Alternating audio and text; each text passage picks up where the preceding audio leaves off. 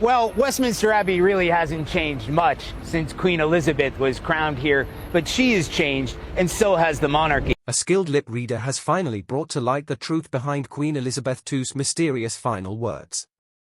This remarkable revelation has left royal admirers in disbelief.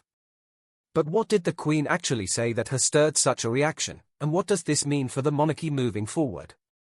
As we uncover the details, we'll also revisit the many subtle yet profound moments when Queen Elizabeth's true feelings quietly emerged. Throughout her reign, Queen Elizabeth II remained a figure of grace and reserve, rarely offering public opinions on political or personal matters. She upheld the royal tradition of keeping emotions hidden and interviews limited. Yet, in brief public appearances and unique moments, her real personality would gently shine through. During these rare instances, the world caught glimpses of her subtle humor, calm strength, and deep warmth, qualities that endeared her to the public even more. As a child, Queen Elizabeth did not attend a traditional school but was taught privately at home. However, when World War II broke out, she chose not to remain on the sidelines. Instead, she joined the Auxiliary Territorial Service, learning to drive and repair military vehicles alongside ordinary citizens. This powerful decision reflected her courage and willingness to contribute directly to her nation during crisis, proving that she was more than just a ceremonial figure, she was a servant to her people. In 2007, during a formal photo shoot with renowned American photographer Annie Leibovitz, a defining moment occurred. Dressed in her full ceremonial robes and crown, the Queen had agreed to be photographed. When Leibovitz suggested removing the crown for a more relaxed image, Queen Elizabeth firmly declined, questioning the logic of such a request given her attire. Her response, reportedly including the words, "I've had enough of this," revealed a rare flash of frustration. Although the footage was later misrepresented and edited out of sequence, resulting in public confusion, it became one of the few moments where her irritation was visibly documented. A similarly candid moment took place in 2002 during a public horse driving competition involving Prince Philip. Photographers had crowded too close to the Queen's seating area, prompting her to firmly request more space. While simple, this act was a clear reminder that even the most composed individuals have personal boundaries that must be respected. Another intimate incident reportedly occurred in 1954 during a royal tour in Australia. The Queen and Prince Philip are said to have had a heated argument inside a cottage, with Philip storming out, only to be called back by the Queen. Though the public never saw the footage, the confrontation was confirmed in a biography of Prince Philip, revealing that even a seemingly perfect royal marriage faced its own share of difficulties behind closed doors. As she aged, Queen Elizabeth's softer side became more publicly visible. A memorable example came during her 90th birthday celebration in 2016. While standing on the Buckingham Palace balcony, she gently instructed Prince William to stand up while he knelt to speak to Prince George. This brief but heartfelt moment, captured on video, reflected the Queen's enduring sense of tradition and familial care, even in joyous settings. Former royal chef Darren McGrady, who spent over 10 years cooking for the Queen at Buckingham Palace, Sandringham, and Balmoral, offered valuable insights into her daily life. Beyond knowing her culinary preferences, McGrady observed her deep respect for order and attention to detail. Each meal the Queen consumed was pre-approved through a meticulously planned menu. Even small variations had to be submitted for her review. On one occasion, McGrady included a dessert called Veiled Farmer's Daughters on the menu but forgot to submit the accompanying recipe. The Queen responded with a handwritten note asking, "Who are the Veiled Farmer's Daughters?" It wasn't a joke, it was her way of highlighting a break from protocol. Fortunately, the dessert was well received once the recipe was sent, and it eventually became a favorite, though McGrady never forgot the lesson: in the royal household, no detail is too small to be overlooked. Queen Elizabeth also had very specific food preferences. She disliked garlic, and it was strictly prohibited in the palace kitchens due to its lingering odor, especially when she was scheduled to meet with dignitaries or attend public events. Her favorite meals were typically light, healthy, and elegantly prepared. One notable favorite was Dover sole served with spinach and courgettes, simple, clean, and classically refined, just like the Queen herself. When Netflix released The Crown, it became a global sensation almost instantly. The show captivated viewers with its stunning visuals, compelling performances, and dramatic portrayal of royal life. Initially, the Queen did not express disapproval. In fact, it was Prince Edward and his wife Sophie who introduced the show to her by bringing DVDs to Windsor Castle. She reportedly enjoyed the early episodes, finding amusement and familiarity in seeing dramatizations of key historical moments. Actress Vanessa Kirby, who portrayed Princess Margaret, once revealed that Princess Eugenie said the Queen appreciated the series. However, as the series progressed, its tone shifted. Later seasons delved deeper into family conflict and personal strife, occasionally dramatizing events to maintain viewer interest. This change reportedly upset the Queen. One episode in particular, which depicted a young Prince Charles at Gordonstoun boarding school, struck a nerve. The portrayal showed Charles as isolated, bullied, and unhappy, while Prince Philip was presented as cold and dismissive. Actor Matt Smith's portrayal of Philip as emotionally distant deeply troubled Queen Elizabeth, who believed it misrepresented her husband's character. While audiences found the scene emotionally powerful, the Queen reportedly found it hurtful and unfair. It was no longer just a fictional story, it was her family being misrepresented for entertainment. Although The Crown received critical acclaim and earned a devoted following, some of its narratives caused personal distress within the royal family. Sources close to the Queen shared that she was pained by how certain family members were portrayed, even as she understood that the show was a dramatization. In the end, The Crown did more than entertain, it raised important questions about the emotional impact of dramatizing real people's lives, especially when those lives are lived under constant public scrutiny. The Queen was deeply concerned that millions of people across the globe would take what they saw on The Crown as complete truth. It especially pained her to see Prince Philip portrayed as emotionally distant and cold, when in reality, he had always been a loving and hands-on father in his own way. Throughout their marriage, Queen Elizabeth worked tirelessly to uphold and protect the image of her family. They had weathered countless scandals, endless speculation, and the glare of public scrutiny. But this, she felt, was different. The Crown had transformed private family moments into public entertainment, and for her, some things were never meant to be shared with the world. Those who knew the inner workings of the royal household agreed that the portrayal wasn't entirely fair. Prince Charles had indeed spoken openly about the difficulties of his time at boarding school, but the decision to send him there had been made by both Queen Elizabeth and Prince Philip together. They had debated, worried, and cared deeply, as any parents would. The show simplified those complexities. Charles would later admit that although Gordonstoun was a challenging experience, it taught him resilience and independence, lessons that helped shape his character.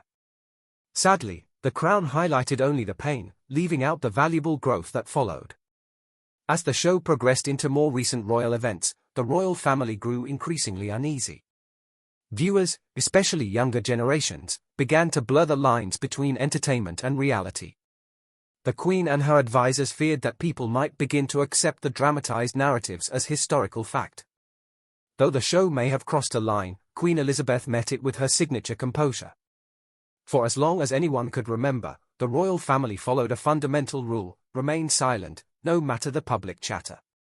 Whether newspapers, tabloids, or television speculated or criticized, the monarchy never issued responses. Queen Elizabeth was the embodiment of this rule. Even when headlines about her family dominated the news, she chose dignity over confrontation. Whether it was a documentary, gossip column, or a Netflix series, she believed in rising above it and continuing her duties with grace. But behind closed palace doors, the reality was different. Contrary to popular belief, the Queen never endorsed the Crown. This common misconception made matters worse, forcing the royal family to tread more cautiously in public.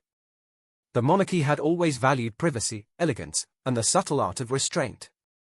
Certain aspects of royal life were meant to stay behind gilded gates, protected from public eyes. The Crown blurred those boundaries, blending fact and fiction in a way that misled even the most discerning viewers.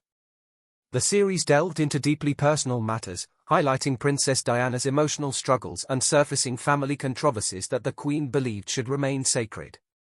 Each season brought with it fresh rumors, social media debates, and renewed questions about the royal family's most intimate chapters. A former palace aide once said that Queen Elizabeth quietly accepted that the world would always be fascinated by royal life. She understood the public's curiosity and even appreciated their affection. But in her heart, she held fast to the belief that some truths were not meant to be shared. Throughout her historic reign, Queen Elizabeth lived by a code, one centered on privacy, duty, and quiet dignity. She led with compassion and unwavering strength, always letting her actions speak louder than words. Even when the crown stirred global headlines and strong emotions, she chose silence. Those closest to her, however, saw the quiet sadness in her eyes whenever the show distorted the truth or misrepresented those she loved. Though she never spoke publicly against it, the pain beneath her calm expression was evident to those who knew her well. In the British royal tradition, weddings have always meant far more than just a romantic union. They symbolize heritage, continuity, and public unity. These events are meticulously orchestrated to showcase national pride and the enduring strength of the monarchy. Yet, for Queen Elizabeth II, royal weddings were not just ceremonial, they were deeply emotional, often stirring private reflections. While the public saw glittering crowns and joyous crowds, the Queen often stood in quiet contemplation, remembering her own wedding vows and the immense responsibilities tied to royal life. One of the most iconic royal weddings unfolded on July 29, 1981, when Lady Diana Spencer, only 20 years old, married Prince Charles in a globally televised ceremony watched by over 750 million people. Diana appeared every bit the fairy-tale princess in her magnificent gown. The day was filled with celebration, London streets buzzed with music, colour, and hope. Yet behind the pageantry, cracks were already forming. On the famous Buckingham Palace balcony, the Queen stood beside Diana, smiling and waving. It looked picture-perfect. But insiders later revealed that the Queen whispered a few soft words to Diana, kind and understanding, acknowledging the heavy expectations she would carry as a royal bride. The night before the wedding, Prince Charles told Diana to be brave and put on a good show for the public. But he also admitted that his heart wasn't fully in it, words that devastated her. Though Diana smiled for the cameras, her fairy tale had already begun to unravel. Queen Elizabeth likely sensed this emotional distance but, true to her position, maintained public neutrality. Her role was to uphold tradition and safeguard the monarchy, not intervene in personal turmoil. However, the pain from that ill-fated marriage would linger in the royal family's story for years to come. In 2005, the monarchy witnessed a different kind of royal union, one that stirred controversy. Prince Charles married Camilla Parker Bowles, the woman many held responsible for the breakdown of his marriage to Diana. Initially, public opinion was harsh, Camilla was criticized and labeled harshly. Over time, however, views began to soften. Still, the occasion remained delicate. Rather than a grand royal event, Charles and Camilla opted for a quiet civil ceremony, which raised eyebrows given Charles's status as future king. When Queen Elizabeth chose not to attend the civil ceremony, speculation arose that she disapproved. But in reality, her decision was rooted in her role as the head of the Church of England, which discouraged remarriage after divorce in the Church. Attending the civil event might have contradicted the Church's teachings, not personal feelings. Despite this, she extended warmth in her own way by attending the religious blessing at St. George's Chapel and hosting a warm reception at Windsor Castle. During her speech, she made a rare joke, likening their long and complicated journey to a steeplechase, a demanding horse race full of obstacles. Prince William's wedding to Kate Middleton in April 2011 marked a new chapter for the royal family. After enduring years of public criticism and emotional upheaval, this union felt like a fresh start. William and Kate's bond radiated sincerity, and the public embraced them wholeheartedly. Though Kate came from a non-royal background, her elegance, humility, and strength won over both the family and the nation. When Queen Elizabeth welcomed Kate, it was seen as a genuine gesture of affection from the very core of the monarchy. On the wedding day, over 2,000 guests filled Westminster Abbey while millions watched from around the world.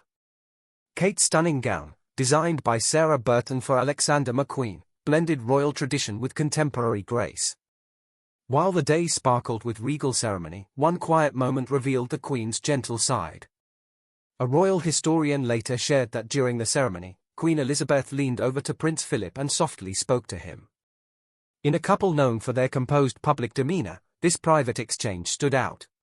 What caught her attention wasn't the grandeur or pageantry, it was the carriage William and Kate chose for their post-wedding procession, the 1902 State Landau. This open-top carriage had carried many royal couples before them, including Charles and Diana. While it seemed like a routine tradition to most, for the Queen, it was a poignant reminder of a past wedding filled with both joy and hidden sorrow. Her glance and quiet words to Philip captured that subtle emotion, a mixture of pride, memory, and quiet hope for the future. For Queen Elizabeth II, there was one royal carriage that held a particularly deep sentimental value, the glass coach. This iconic vehicle wasn't just a ceremonial ride, it was the very carriage she had used on her own wedding day in 1947. It had carried not only her but also Princess Anne and Princess Diana. For the Queen, it represented cherished family memories and a deep connection to royal tradition. A skilled lip reader later suggested that, during Prince William's wedding, the Queen may have quietly told Prince Philip she would have preferred the use of the glass coach. Though the crowd didn't notice, that subtle comment spoke volumes. It reflected her enduring love for tradition and the meaningful way small details link the past with the present. For many years before Prince Harry married Meghan Markle in 2018, the royal family had been under intense public scrutiny. Scandals, heartache, and family tensions followed them relentlessly. Yet Queen Elizabeth, with her unwavering calm and grace, managed to maintain the dignity of the monarchy. By the time Harry and Meghan's wedding arrived, the Queen had already witnessed decades of royal drama, but this event would present challenges unlike any before. The wedding itself was a grand spectacle held at St. George's Chapel in Windsor, attended by royals, celebrities, and world leaders, with millions watching worldwide. Meghan, an American actress and a divorcee, brought a modern presence to the royal family. Initially, the Queen welcomed her warmly. Meghan spent Christmas at Sandringham and accompanied the Queen at several events, hinting at a positive beginning. But behind the polished smiles, tensions were quietly mounting. The first sign of trouble surfaced with Meghan's choice of wedding dress. Instead of selecting a traditional soft cream or ivory, which is customary for second marriages, she chose a dazzling bright white gown with a dramatic 16-foot veil. Although undeniably beautiful, the decision surprised many. Royal biographer Tom Bower noted that the Queen, while never addressing it publicly, was reportedly puzzled. She wondered why a woman previously married would opt for a shade symbolizing purity in a first marriage. Lady Elizabeth Anson, a relative of the Queen, later remarked that Her Majesty found the white gown a bit too stark. For the Queen, it wasn't about fashion, it was about the subtle messages conveyed through tradition. When Camilla married Prince Charles, she had chosen a cream dress without a veil, signaling humility and respect for royal customs. Another controversy arose around the selection of Meghan's tiara. Meghan had expressed her desire to wear a specific piece from the royal collection. However, Angela Kelly, the Queen's longtime dresser and custodian of the royal jewels, followed strict protocols about who could access which items. Meghan was reportedly upset when her request was denied, leading to tension. When the Queen learned of the disagreement, she was said to be displeased. She believed that all members of the royal household, particularly those upholding age-old traditions, deserved respect and kindness. A further emotional strain came just days before the wedding, when Meghan's father, Thomas Markle, was caught staging paparazzi photos and then claimed illness to avoid attending. The Queen privately advised Meghan to try reconciling with her father to ease the situation, but their relationship was already fractured. Ultimately, Prince Charles walked Meghan down the aisle. Even Prince Harry had a request that challenged tradition. He wanted to wear his military uniform complete with his beard. Typically, military personnel are clean-shaven for formal royal events, even if retired from active service. After discussion, the Queen permitted it, likely out of love and loyalty to her grandson. It was a small but significant departure from protocol. On the day of the wedding, Queen Elizabeth appeared regal and composed as always. Still, observant viewers noticed fleeting moments when her expression turned somber. Despite the pageantry and celebration, it was evident she bore emotional weight. Privately, those close to her said she supported the union but was exhausted by the turmoil surrounding it. After decades of handling family turbulence with diplomacy, she quietly decided to step back and stop worrying. But the problems didn't end there. In the months that followed, headlines were dominated by rifts, misunderstandings, and endless speculation. Though the Queen maintained her public composure, those in her circle could see the toll it was taking. She was reaching the limits of her patience. And then, something happened that struck even deeper. In 2021, Prince Harry and Meghan Markle announced the birth of their daughter, a joyous moment that captured global attention. They named her Lilibet Diana, a name rich with emotional history. Lilibet wasn't just any name, it had been Queen Elizabeth's childhood nickname, born from her early attempts to pronounce her own name.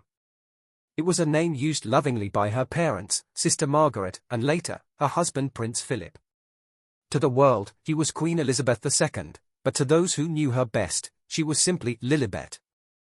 Harry and Meghan publicly stated that the Queen had given her blessing for the name. But palace insiders suggested a different story. According to royal commentator Phil Dampier, the Queen had not been asked in advance. She was reportedly unsettled, not because of the name itself, but because of the way the announcement was handled. To some within the royal household, it appeared that the public was led to believe she had fully endorsed the choice when, in truth, she may have been surprised by it. Privately, royal aides expressed concern that photos of the baby with the Queen might later be used for public relations or media contracts.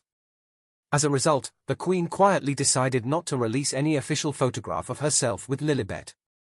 She never addressed it publicly, but those around her understood the message. This silent disappointment was not the first she had experienced with Harry and Meghan. Following Princess Diana's death, Queen Elizabeth had made special efforts to guide and support Harry. She had taken him under her wing, offering both grandmotherly love and royal wisdom. So, when in 2021, Harry and Meghan gave a high-profile interview to Oprah Winfrey, the Queen was left heartbroken. During the broadcast, the couple spoke openly about their pain, alleged neglect, and even racism within the royal institution. Their words echoed around the world instantly. For Queen Elizabeth, who had always believed in handling family issues with discretion, this was a devastating blow. She saw the crown not merely as a symbol, but as a commitment, a solemn responsibility above personal grievances. To see it reduced to media gossip was deeply distressing. Those close to her said it wasn't just what was said that hurt, it was the breach of trust, the exposure of private emotions for public consumption. Even after all this, she remained silent. She didn't strip Harry and Meghan of their titles. She refrained from issuing sharp rebuttals. Yet, a shift had occurred. The close bond she had once shared with Harry had changed. The sense of security and mutual trust they had built over the years had quietly eroded. As Queen Elizabeth II grew older, she carried both pride and sorrow. Pride, because the monarchy had endured through decades of change and adversity. Sorrow, because she felt a growing distance from loved ones she had once held close. The pressures of modernity, media, and fractured relationships weighed heavily on her heart. And now, as the world reflects on her life and legacy, we are left to ask, how will these emotional revelations shape the future of the monarchy? Share your thoughts in the comments below, and don't forget to like, share, and subscribe.